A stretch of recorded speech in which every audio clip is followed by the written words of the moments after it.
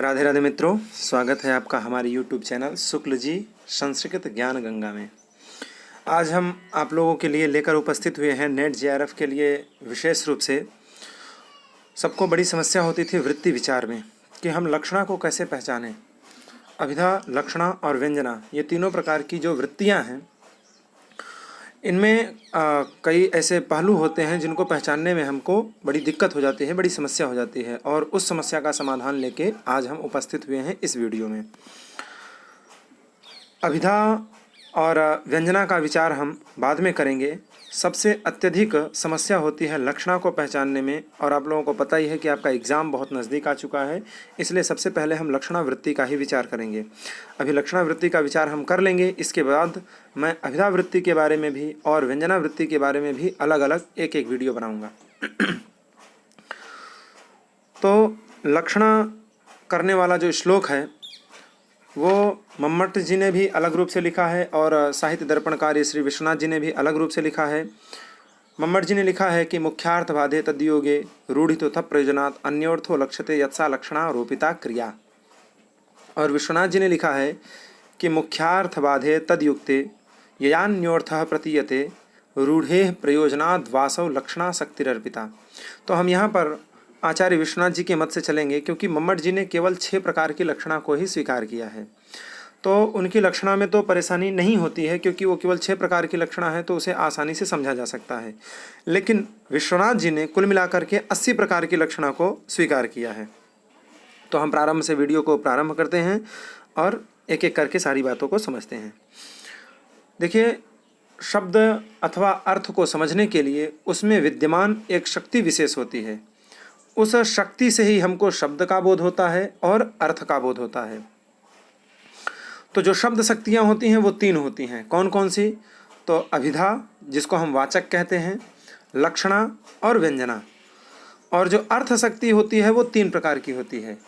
वाचक अर्थ का बोध कराने वाली अर्थ शक्ति को कहते हैं, वाचक शब्द का बोध कराने वाली अर्थ शक्ति को कहते हैं वाच्यार्थ, वाच्य। लक्षणा शब्द शक्ति का जो बोध कराती है उसे कहते हैं लक्ष्य, उसी को कहते हैं लक्ष्यार्थ। और व्यंजना शक्ति का जो बोध कराती है उसे कहते हैं व्यंग्य, जिसे हम कहते हैं व्यंग्यार्थ। तो वाचक, लाक्षणिक और व्यंजक, ये 3 प्रकार की शब्द शक्तियाँ हो गई। चाहे अभिधा, लक्षणा, व्यंजना भी कह सकते हैं। और 3 प्रकार की अर्थ शक्ति हो गई, जिसे हम कहते हैं वाच्य, लक्ष्य और व्यंग्य। अब हम यहाँ पर लक्षणा के बारे में कुछ जानकारी प्राप्त करेंगे, जो कि साहित्य दर्पणकार श्री विश्वनाथ जी के मत में है। ये जो हमारी लक्षणा शक्ति होती है, इसके विषय में हमने श्लोक भी एक लिखा हुआ है, आप लोगों के सामने दिख रहा है। वाच्योर्थो विधया बोध्यो लक्ष्यो लक्षणया मतः व्यंग्यो व्यंजनया ताः स्युः तिस्रः शब्दस्य शक्तयः। तो शब्द की शक्ति इन्होंने कहा है अभिधा और लक्षणा और व्यंजना। लेकिन वाच्योर्थो, वाच्य अर्थ की प्रतीति किससे होती है? तो अभिधया बोध्यो, अभिधा के द्वारा वाच्य अर्थ की प्रतीति होती है। लक्ष्यो, लक्ष्य अर्थ की प्रतीति किससे होती है? तो लक्षणया, लक्षणा शब्द शक्ति के द्वारा ही लक्ष्य अर्थ की प्रतीति होती है। व्यंग्यो व्यंजनया, व्यंजना जो व्यंग्य है उसकी प्रतीति व्यंजना शब्द शक्ति के द्वारा होती है। इस प्रकार से तिस्रः शब्दस्य शक्तियाँ, 3 शब्द की शक्तियाँ हैं और 3 अर्थ की शक्तियाँ हैं। अब हम लक्षणा का विचार कर रहे हैं, तो कह रहे हैं कि आचार्य विश्वनाथ जी ने लक्षणा को 80 प्रकार का माना है, जबकि आचार्य मम्मट ने केवल 6 प्रकार का लक्षण, 6 प्रकार की जो लक्षणा है उसी को स्वीकार किया है। कौन कौन से 80 प्रकार के हैं? तो हम यहाँ पर विश्वनाथ जी के मत में चर्चा कर रहे हैं, इसलिए हम केवल 80 प्रकार का ही यहाँ पर विवेचन करेंगे। 6 प्रकार के अलग से कौन है वो हम अगली वीडियो में फिर कभी बता देंगे, क्योंकि उससे आपके नेट JRF में ज़्यादा कोई महत्व नहीं है, वो महत्व नहीं रखता है। तो हम यहाँ पर ये जो 80 प्रकार की लक्षणा है उसका अलग से हमने एक ग्राफ बनाया हुआ है, आप लोगों के सामने ये ग्राफ उपस्थित है। इसे आप लोग देखेंगे तो आप लोगों को पूरे 80 प्रकार की जो भी लक्षणा है वो आपको समझ में आ जाएगी। तो सबसे पहले देखिए लक्षणा। लक्षणा 2 प्रकार की होती है, एक रूढ़ि लक्षणा होती है और दूसरी प्रयोजनवती लक्षणा होती है। अब जो रूढ़ि लक्षणा होती है वो 2 प्रकार की होती है, एक उपादान लक्षणा और एक लक्षण लक्षणा। अब रूढ़ि हो अथवा प्रयोजन हो, जो भी 2 भेद होंगे वो दोनों के होंगे। रूढ़ी के भी होंगे और प्रयोजन के भी होंगे। तो रूढ़ी के जब दो भेद हुए, उपादान लक्षण, रूढ़ी उपादान और रूढ़ी लक्षण लक्षणा। प्रयोजनवती के किए तो प्रयोजनवती उपादान लक्षणा और प्रयोजनवती लक्षण लक्षणा। उसके बाद फिर उपादान के भी दो भेद हो गए, सारोपा और साध्यवसाना से। तो लक्षण लक्षणा के भी दो भेद हो गए, सारोपा साध्यवसाना से। ऐसे ही प्रयोजनवती में भी उपादान के दो भेद हो गए, सारोपा साध्यवसाना से। और प्रयोजनवती लक्षण लक्षणा के भी दो भेद हो गए, सारोपा और साध्यवसाना से। उसके बाद सारोपा के भी दो भेद, एक गौणी और एक शुद्धा। तो सारोपा जो रूढ़ी की सारोपा है उसके भी गौणी और शुद्धा भेद से दो प्रकार की सारोपा हो गई। रूढ़ी की जो साध्यवसाना है वो भी गौणी और शुद्धा के भेद से दो प्रकार की हो गई। उसके बाद जो रूढ़ी लक्षण लक्षणा की सारोपा है वो भी शुद्धा और गौणी के भेद से दो प्रकार की हो गई। और लक्षण साध्यवसाना जो है वो भी गौणी और शुद्धा के भेद से दो प्रकार की हो गई। इसी तरीके से प्रयोजनवती में भी हम आएंगे तो उसमें भी जो उपादान सारोपा है वो भी गौणी और शुद्धा के भेद से दो प्रकार की हो गई। और उसका जो उपादान साध्यवसाना है वो भी गौणी और शुद्धा के भेद से दो प्रकार की हो गई। लक्षण लक्षणा जो लक्षण लक्षणा की जो सारोपा है वो भी गौणी और शुद्धा के भेद से दो प्रकार की हो गई। लक्षण लक्षणा की जो साध्यवसाना है वो भी शुद्धा और गौणी भेद से दो प्रकार की हो गई। इस प्रकार से रूढ़ी जो लक्षणा है वो भी 8 प्रकार की हो गई और प्रयोजनवती जो लक्षणा है वो भी 8 प्रकार की हो गई।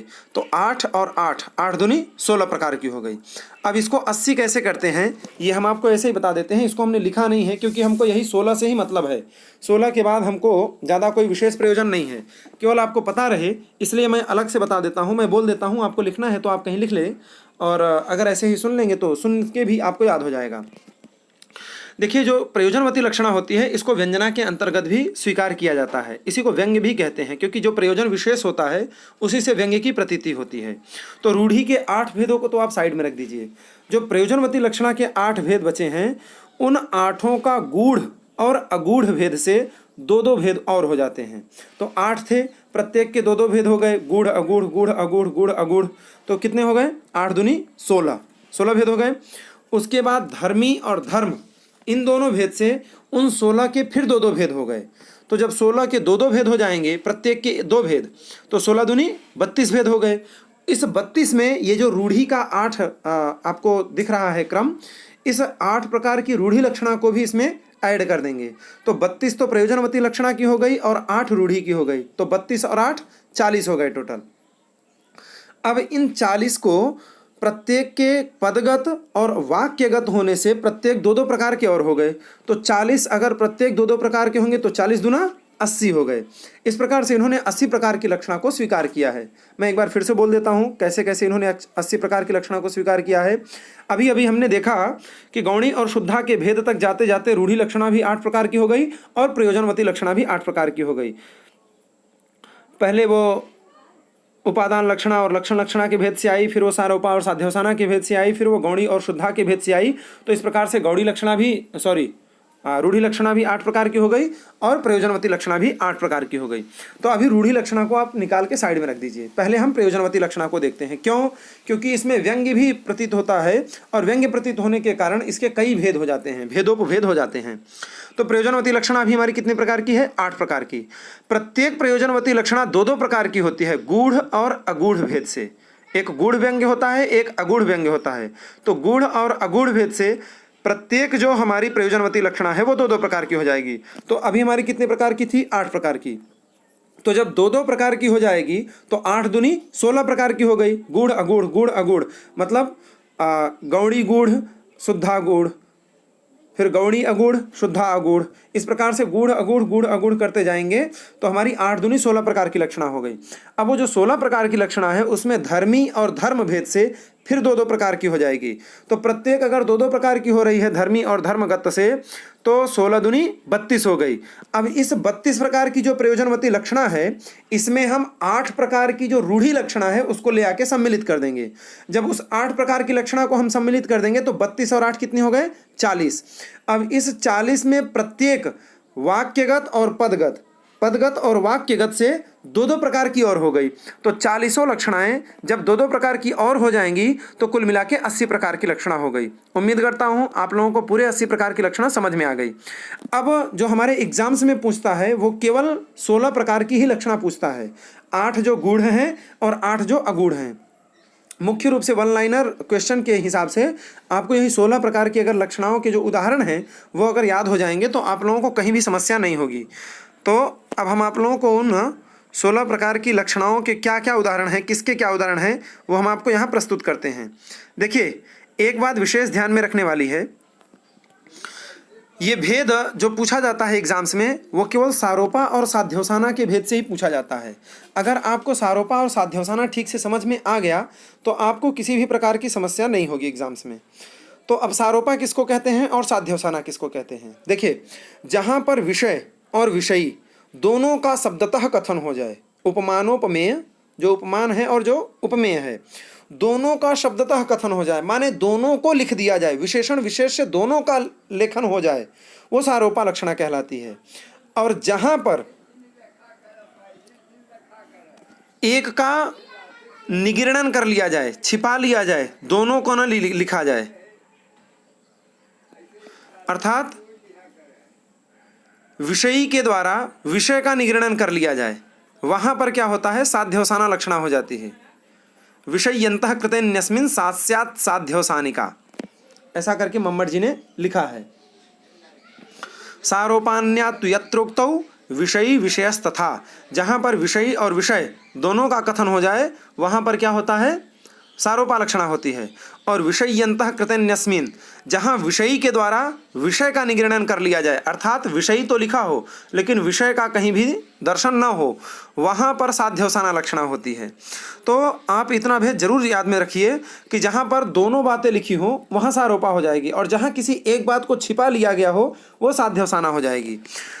यही अंतर यहाँ पर पूरी तरीके से स्पष्ट किया गया है। अब आप लोगों को देखने को यहाँ मिल रहा होगा,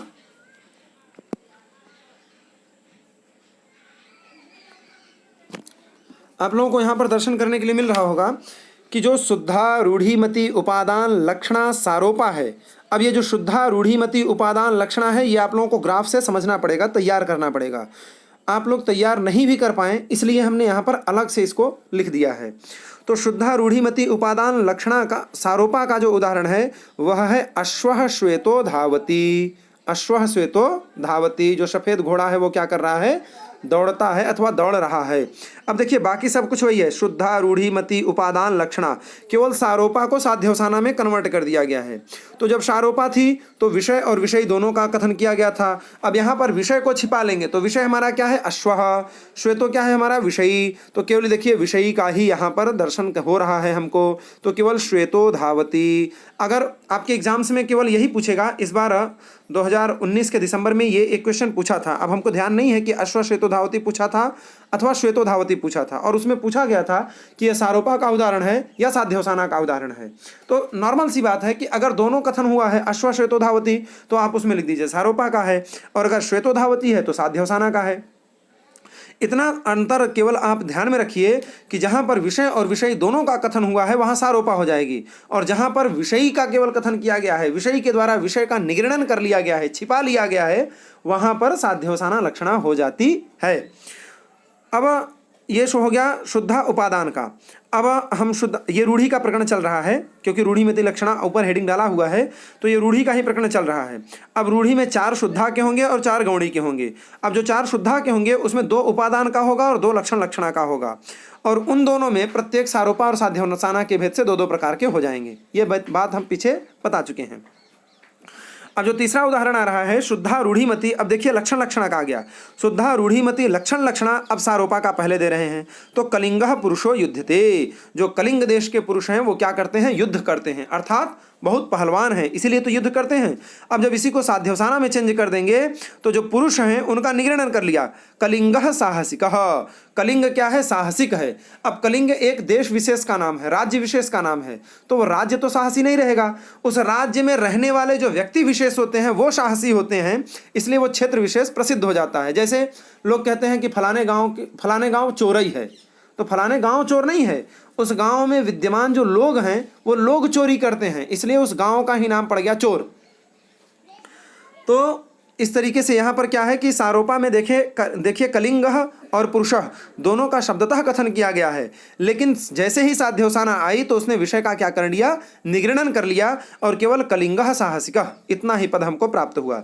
अब ये शुद्धा के थे। अब गौड़ी के ही ऐसे 4 भेद आ जाएंगे।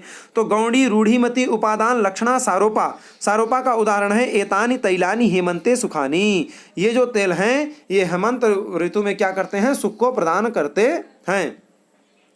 अब यहाँ पर भी देखिए जब सारोपा से साध्यवसाना को कन्वर्ट कर दिए तो यहाँ पर केवल तैलानि हेमंते सुखानी। अब यहाँ पर एतानी जो पद है ये तेल विशेष जो पदार्थ विशेष नाम जो विशेष था उसको हटा दिया गया। तेल हेमंत ऋतु में सुख को प्रदान करते हैं। अब इससे अपने आप पता चल जाएगा कि हेमंत ऋतु में कौन सा तेल सुख को प्रदान करता है, ये अपने आप ही पता चल जाता है। तो सारोपा में क्या था कि विषय और विषयी दोनों का कथन हो गया, और साध्यवसाना में क्या है कि विषय को छिपा लिया गया, विषयी से ही विषय का पता चल जाएगा, उसका अंदाजा लगा लिया जाएगा, अनुमान कर लिया जाएगा। अब गौणी में ही देखिए लक्षण लक्षणा का उदाहरण, गौणी रूढ़िमती लक्षण लक्षणा सारोपा, सारोपा का तो दे रहे हैं राजा गौड़ेन्द्रम कंटकम शोधयति, जो गौड़ेन्द्र देश के राजा हैं अथवा गौड़ेन्द्र नाम मान लीजिए जो राजा हैं वो कंटकम शोधयति, अपने राज्य के जो कंटक हैं उनका शोधन कर रहे हैं, अर्थात जो राज्य से बैर करने वाले हैं, उनके दुश्मन हैं, उनके अरी हैं, शत्रु हैं, उनका शोधन कर रहे हैं, उनको उखाड़ के फेंक रहे हैं, उनको समाप्त कर रहे हैं। अब यहाँ पर देखिए जब सारोपा को साध्यवसाना में बदलेंगे तो गौडेन्द्रम शब्द चला जाएगा, केवल राजा कंटकम शोधयति, राजा जो है वो अपने राज्य के कंटक को क्या कर रहा है, शोधन कर रहा है, उनको समाप्त कर रहा है। इस तरीके से हमने रूढ़ी के जो 8 उदाहरण थे उनका अध्ययन कर लिया है। अब इसी तरीके से प्रयोजनवती लक्षणा के भी 8 उदाहरण हैं, तो हम उनको भी देख लेते हैं कौन कौन से हैं। अब ये प्रयोजनवती लक्षणा का हमारा प्रकरण आ गया। प्रयोजनवती लक्षणा में भी उसी तरीके का है, 4 शुद्धा के हैं और 4 गौड़ी के हैं। उन चारों में 2 उपादान के आ जाएंगे और 2 लक्षण लक्षणा के आ जाएंगे। अब जो 2 उपादान के हैं उनमें सारोपा और साध्यवसाना भेद हो जाएगा, लक्षण लक्षणा का भी सारोपा साध्यवसाना भेद हो जाएगा। इसी तरीके से गौड़ी में भी 2 उपादान लक्षणा के हो जाएंगे और 2 लक्षण लक्षणा के हो जाएंगे। और प्रयोजनवती चल रहा है तो बीच में प्रयोजनवती तो रहेगा ही रहेगा, उसमें तो कोई बोलने वाली बात नहीं है। अब उपादान में भी सारोपा और साध्यवसाना के 2 भेद हो जाएंगे और लक्षण लक्षणा में भी सारोपा और साध्यवसाना से 2 भेद हो जाएंगे। इस तरीके से प्रयोजनवती के भी 8 भेद हो गए। अब हम क्रमशः इनके उदाहरणों को देखेंगे। अब लक्षण विशेष मैं विस्तार से पढ़ाऊंगा, लेकिन अभी आप लोगों को क्या है, वीडियो बहुत ज़्यादा लंबी हो जाती और ये उदाहरण एक उदाहरण जरूर पूछता है। प्रत्येक नेट एग्जाम में 1 या 2 क्वेश्चन सिर्फ उदाहरण से ही आ जाते हैं, तो आप लोगों को उदाहरण रूप में विशेष प्राप्ति हो जाए इसलिए हमने ये वीडियो बनाया है। इसके बाद हम साहित्य दर्पण को भी पूरा स्टार्टिंग से, पूरा शुरू से लेकर के पंक्तिशः कवर करेंगे, पूरा पढ़ाएंगे, आप लोग वहाँ से अच्छी तरीके से समझ सकते हैं। तो सारोपा का जब हम उदाहरण देखते हैं, शुद्धा प्रयोजनवती उपादान लक्षणा सारोपा, तो कहते हैं एते कुंताः प्रविशन्ति, ये क्या हो रहे हैं, कुंतधारी जो हैं वो प्रवेश कर रहे हैं। एते कुंताः प्रविशन्ति मतलब कुंतधारिणः प्रविशन्ति, कुंत को धारण करने वाले, जो भाले को धारण किए हैं। यष्टयः प्रविशन्ति, ऐसा भी उदाहरण मिलता है, एते यष्टयः प्रविशन्ति, यष्ट माने लाठी, लाठी और भाले को जो धारण किए हैं ऐसे पुरुष क्या हो रहे हैं, प्रवेश कर रहे हैं। तो ये सारोपा हो गया। क्यों? क्योंकि इसमें एते, एते माने पुरुष विशेष, उनका भी ग्रहण किया गया है, और कुंताः माने वो जो भाला है अथवा लट्ठ है, यष्टयः, उनका क्या हो रहा है, विषय विषयी दोनों का कथन किया गया है।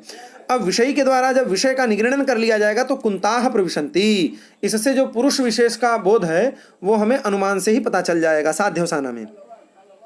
इसी तरीके से शुद्धा प्रयोजनवती, अब लक्षण लक्षणा सारोपा का उदाहरण देख रहे हैं। तो आयुर्घृतम, आयुर्घृतम, आयु क्या है, घी, घी जो है ये आयु है।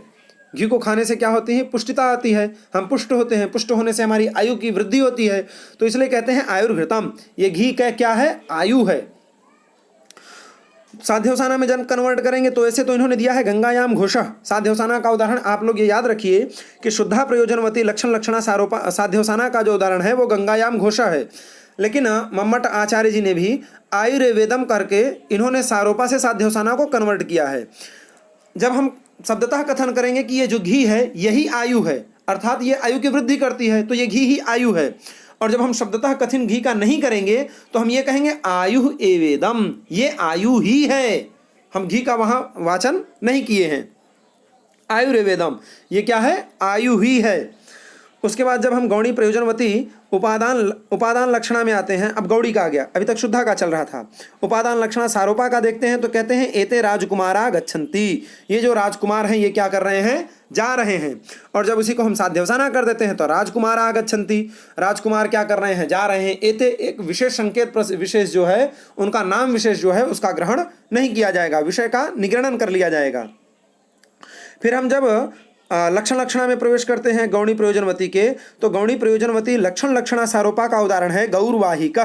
जो वाहिक क्षेत्र के निवासी हैं वो क्या हैं, गौ हैं, बैल हैं, क्योंकि गौ शब्द से दोनों का ग्रहण किया जाता है। तो वाहिक क्षेत्र के जो निवासी हैं वो बैल हैं। जब हम इसी को साध्यवसाना में कन्वर्ट करेंगे तो गौर जलपति और मम्मट जी ने गौरेयम इत्यादि पद से इसको संबोधित किया है। तो अब उन्होंने वाहिक क्षेत्र नहीं कहा, उन्होंने सीधा संकेत कर दिया अरे ये तो बैल है, तो ये क्या हो गया, साध्यवसाना का उदाहरण हो गया। क्यों, क्योंकि यहाँ पर विषय का विषयी के द्वारा निगणन कर लिया गया है। तो इस तरीके से हमने 80 प्रकार की जो लक्षणा होती है उस लक्षणा का हमने ज्ञान किया, और उनमें जो विशेष 16 प्रकार की लक्षणा है उस लक्षणा को हमने उदाहरण सहित समझा कि कहाँ पर सारोपा होता है, कहाँ पर साध्यवसाना होता है, कहाँ उपादान लक्षणा होता है, कहाँ उपादान लक्षणा होती है, कहाँ लक्षण लक्षणा होती है, कहाँ शुद्धा लक्षणा है, कहाँ गौणी लक्षणा है, कहाँ प्रयोजनवती लक्षणा है और कहाँ रूढ़ि लक्षणा है। रूढ़ि लक्षणा के अंतर्गत भी 8 भेद होते हैं और प्रयोजनवती लक्षणा के अंतर्गत भी 8 भेद होते हैं। रूढ़ि लक्षणा जो है वो शुद्धा और गौणी के भेद से 2-2 प्रकार की हो गई। फिर शुद्धा में उपादान लक्षणा और लक्षण लक्षणा आ जाते हैं, और इसी उपादान लक्षणा और लक्षण लक्षणा में सारोपा और साध्यवसाना से 2-2 भेद हो जाते हैं। इस प्रकार से हमने 16 प्रकार की जो विशेष लक्षणाएं हैं उनका उदाहरण सहित ज्ञान किया है। आज की वीडियो में बस इतना ही। आप लोग हमको कमेंट करके जरूर बताइएगा कि हमारी वीडियो कैसी लगी आप लोगों को, और अगर हमारी वीडियो अच्छी लगे तो आप लोग लाइक जरूर करिएगा, कमेंट जरूर करिएगा, अपने दोस्तों के साथ शेयर भी जरूर करिएगा, और अगर आपने अभी हमारे चैनल को सब्सक्राइब नहीं किया है तो हमारे चैनल को सब्सक्राइब जरूर करिएगा। आज की क्लास में बस इतना ही। राधे राधे, जय सिया राम।